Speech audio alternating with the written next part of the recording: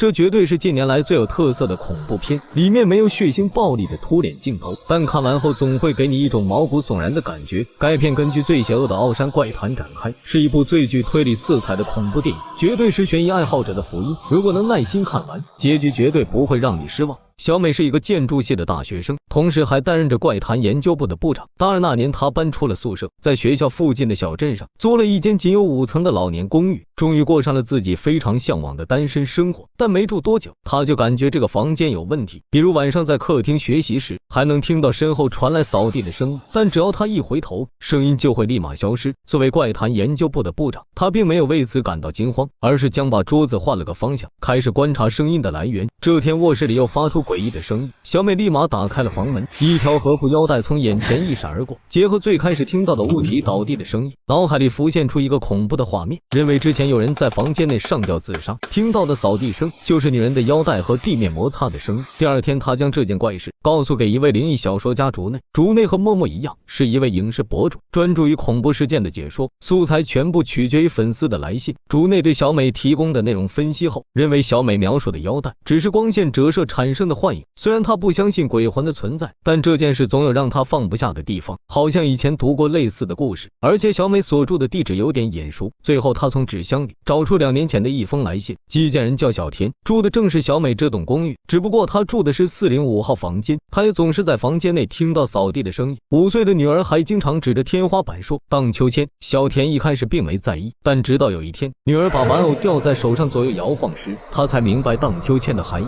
这让竹内有些疑惑。假设小美的房间真有人上吊，可她住的是202号房间，鬼魂怎么会在405出现？这2个房间上下左右都不挨着，而且中间还隔了1层。竹内将这些疑问告诉小美，让她调查一下这所公寓是否发生过自杀事件。小美找到中介后，对方非常肯定地告诉她，这10年来公寓里绝对没发生过自杀事件。小美不太相信男人的鬼话，特意向周围的邻居打听线索。2位大姐表示，公寓里确实没死过人，不过有2个房间的住户总是频繁换人，他们正是405和202。估计听到这些信息，一般的女生早就搬家了，但我们的小美就是头硬，继续在这里住了半年。这天她无意间打听到有关前租客的信息，那个男人叫小川，是一名家电销售员。可当小美来到商场向他们询问时，对方却告诉她，小川早在1年前就已经死了。他本来是挺优秀的一个人，突然有一天就完全变了，经常一个人发呆，并且频繁缺钱。当时他在钢骨公寓只住了4个月，搬到新公寓后不到1个月就自杀了。小美掐指一算，他自杀的时间正好与自己搬进公寓的时间相吻合。小美越想越害怕，立刻找到后来的房东。房东是个很慈祥的老太太，对小川印象极为深刻，因为她搬进来的第1天总是问他这里有没有经常啼哭的婴儿。房东怀疑他搬家的原因就是被上一个公寓的小孩哭怕了，可没有想到他刚搬了1个月就自杀了。老太太表示，其实小川自杀前给他托过梦，那天晚上他正在睡觉时，突然听到小川敲玻璃的声音，还和他说着抱歉的话，可当他拉开窗帘时，外面却空无一人。这时他也从梦中惊醒，老太太有种不祥的预感，赶紧来到小川的房间，打开房门后发现对方已经吊死在床头，这正是他向老太太道歉的原因，毕竟自杀事件会对房价造成一定的影响。得知真相后，小美赶紧给竹内打去电话，认为那只是小川的鬼魂又回到了原来的公寓。可竹内并不这么认为，因为他寄信的时间是5月15日，小川自杀的时间是5月19，而且他的遗体并没有在空中摆动，这2种摩擦的声音根本不同。根据恐怖小说里常见的情形推测，更像是穿着和服的女人在召唤小川。听到这些话，小美立马慌了，甚至有搬出公寓的想法。小美刚走到门口，隔壁的女住户一脸憔悴地问她，这里有没有发生过火灾？自从搬进来后，经常接到恶作剧电话，问她现在几点，有没有灭火器，给人一种特别恐怖的感觉。这让小美开始怀疑，也许不止她的房间有问题，可能整栋公寓都在发生闹鬼事件。竹内大胆地推测，也许在公寓建成前就发生过自杀事件。为了揭开种种谜团，他决定和小美一起调查。2人带着公寓之前的资料，找到一位退休的老村长。村长表示，在87年左右，这片土地上住着4户人家，其中出过人命的只有小景家，对方是一个孤寡老人。老头有个奇怪的癖好，喜欢把房间堆满垃圾。村长曾提醒过他，那样对身体不好。可他却说自己讨厌房间里的缝隙。直到1992年的夏天，村长找他收会费时，发现他已经病死在房间里，而且2个星期前就已经死亡。除了小景家，其他3户也不算太平。山本家的老太太患有老年痴呆，每天趴在地板上说里面有一只猫。藤原家有个叛逆少年，把母亲推下楼梯后还点燃了被子，而且还经常给别人打骚扰电话，不是问别人几点，就是问有没有灭火器。小美一听，这正好和邻居接到的电话相吻合。可这个少年是几十年前的人，他的电话怎么会穿越到现在呢？虽然他们查到一些问题，但依然没找出上吊自杀的女人。随后2人来到一个老影楼，这里的老板比村长了解的更多。其实这4户人家之前只属于2户，一家属于根本，另一边就是高野家。当时高野家发生了一件怪事，就在他女儿出嫁那天，他们把女儿送到夫家后，就回到了家中。高野太太径直走进了卧室，高野以为他进去换衣服，但过了很久都没有出来。等高野过去查看时，妻子已经吊死在房间里，独自玩起了荡秋千。原来小美公寓里的女鬼就是高野的太太小慧，可她为什么要在大喜的日子上吊自杀呢？为了继续挖出真相，他们通过影楼老板的引荐，找到了小慧的闺蜜。原来她女儿在出嫁前早就被渣男搞大了肚子，为了顺利结婚，才将女儿接回来打掉了孩子。从那天起，小慧就变得越来越奇怪，总能听到婴儿哭泣的声音，而且那可怕的哭声就是从地板的缝隙中传出来的。了解到这些信息后，2人回到公寓继续分析。小川和小慧都是听见婴儿的哭声后，在房间内上吊自杀。看来有种东西一直在召唤着2人，而那个老头在家中塞满垃圾，就是为了堵住地板的缝隙。估计他也听见了婴儿的哭声。为了保住性命，小美果断搬出了公寓。主内将所有的细节整理后，写成了一本灵异小说。可当编辑看完后，总觉得哪里不对，以为母亲在女儿大喜之日上吊自杀，不可能只是因为强迫女儿堕胎的愧疚感。这时主内突然想起老太太的一句话，婴儿哭声是从地板下涌出来的，这似乎代表着死去的婴儿不止一个。这时一旁的男人突然说话，他叫平冈，也是一位灵异小说家。之前他就听到过类似的故事，这件事比他们想象的还要恐怖。当时在试胆大会上，一群年轻人走进废弃的房间里，看到地板上涌出大量的婴儿，这件事闹得沸沸扬扬。后来一群恐怖爱好者开始挖掘真相，发现那间废屋位于千叶县，里面曾住着一个虐童犯。1952年女人被警方逮捕后，供出更严重的罪行，她每年都会生下一个孩子，然后亲手杀死埋到地板下。奇怪的是，警方挖掘后只在地板下发现了一具尸体。没过多久，房子就被拆除变成了空地，1年后就建成了高野和根本2家。由此竹内猜测，这些受害者自杀的原因就是因为他们沾上了这片土地的污秽，被恶魔逼着走向了死亡。但小美感觉这也许并不是污秽传播的根源，可能在虐童犯之前还有其他人。于是他们开始调查长屋建造前的资料。小美在研究会的帮助下，终于查到一些线索。长屋建造前那里属于吉间家。1905年左右，吉三郎突然发病，不仅疯狂殴打家人，还放火烧家。事后他表示自己之所以这么做，是一个充满怨气的声音命令他这么做的。族人才不相信他的鬼话，直接将他关了下来。但他们没有想到，吉三郎通过厕所的粪坑，在地板下挖了一条通道，经常在里面徘徊游荡。听到这，竹内突然发现这和虐童犯的犯罪动机有些相似。他也和警察说过，是地板下的声音命令他这么做的。通过这些被怪声召唤的人，他们断定吉三郎也是一名受害者。第二天，2人来到吉间家的祖坟，向这里的主持了解情况。他手上有一本吉间家的族谱。最后一位留下记录的人叫三喜。三喜20岁嫁到吉间家，成为三郎的继母，但24岁就去世了。死后1年，娘家人在寺里留下一幅古画，画上有一位美丽的公主，只是有时候她的脸会扭曲成很恐怖的样子。后来那幅画在战争时期被烧毁了。竹内感觉吉三郎有可能就是被古画诅咒的。2人越查越上瘾，直接来到三喜的出生地福冈县，在好友的介绍下找到一位恐怖爱好者三泽。三泽表示这幅画在当地很出名，据说画上的女人扭曲时会听到很多人的嚎叫声，如果看那副扭曲的脸，一定会遭到诅咒。传说这是煤矿发生事故后死去矿工们的怨恨。三喜的娘家当时经营着煤矿生意，后来因为技术问题，煤矿突然发生了火灾，可是煤矿里的火根本无法扑灭，只能堵住洞口断绝氧气。为了减少损失，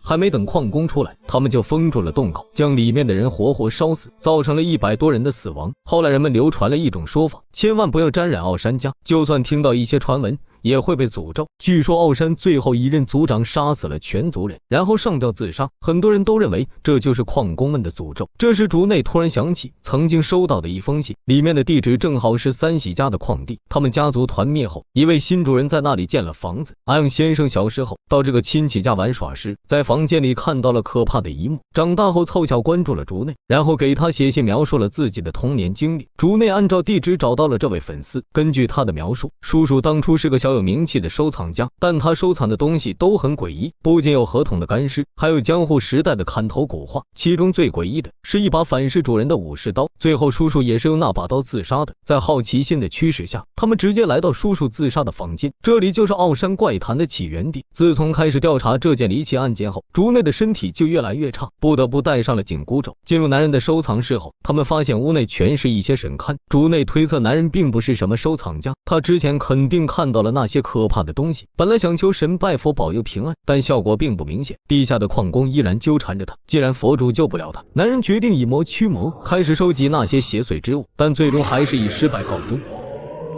后来那栋房子被改成了汽车旅馆，但没过多久，旅馆主人就把那里全给烧了。去那里试胆的团体离开后，也全部离奇去世。在他们抽丝剥茧的调查中，一大堆诡异事件喷涌而出，奥山怪谈已经遍布了整个岛国。不得不说，这个诅咒实在是太强大了。曾住在小美隔壁的那户人家，前几天也出事了。男人用刀砍死自己的妻儿后，也在房间内上吊自杀。这时小美终于感觉到危险已经离自己越来越近，最主要的是她不知道这样查下去到底在追求什么，建议他们停止调查，认为这样做就可恢复正常的生活。但可怕事情并没有结束，小美房间里的怪声并没有因为搬家而终止，因为他们都沾染了污秽的诅咒。没过多久，竹内就接到一通恐怖电话。もしもし。今、何日ですか？这天深夜，眼镜男加班时，屋内的灯光突然熄灭，周围传来恐怖的蜂鸣声，电脑上的字符也开始自动删除。紧接着，屋内爬出一个诡异的黑影，眼镜男被吓得摔倒在地，不断的向后退去。